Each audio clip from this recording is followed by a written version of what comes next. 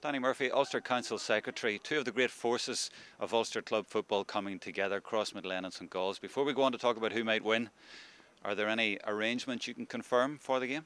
Well, the first thing is that it'll happen on the 31st in Crossmaglen at 2:30. It's an amazing contest given the history of the two clubs. But I think this year we're looking at a lot of very, very intriguing clashes.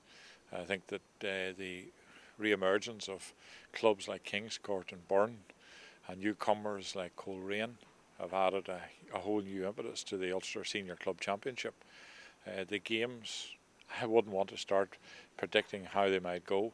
I think that the fact that we have the reigning All-Ireland champions St Galls starting off their defence of the Ulster Club Championship in Crossmaglen against the kingpins of Ulster for the previous decade, I think you couldn't ask for anything better.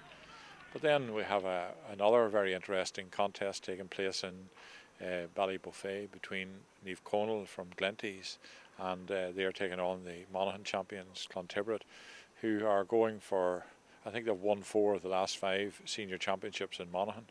So I think that will be a huge contest. The other contest that still has to be resolved is the Tyrone County finalists, Carrickmore or Coal Island, will be playing Rosslea, and I know Peter McGinnity has his team in good shape, so I think that will be an interesting contest when it happens. And last but not least, Coleraine will take on Burren at Newry on the 7th of November. That game had been decided last week at the meeting of the CCC that any game that directly impacted on the international rules would be put back to the 7th, and due to Burren having a player on international duty on the 30th, their game will now be on the 7th at Newry. So again, that will be a significant contest, and one that I think everyone will look forward to seeing Colerane's entrance into the Ulster Club Championship. And I have to say I'd have a little bit of an interest in the other side of the equation as well.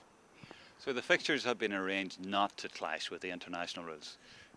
Yeah, we try to facilitate the players that would select.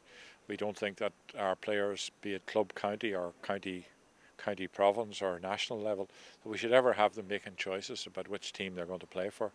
They all are committed to their clubs, and if you put them to the test, they would play for their clubs. But in general terms, a player selected to play for Ireland in this test series with Australia should be given the opportunity to play. That has been our previous position, and when it was discussed last week, that was again our position. So the game is now going to happen a week later.